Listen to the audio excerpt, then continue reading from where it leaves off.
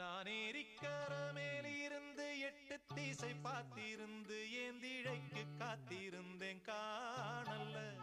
மணி 7 8 ஆன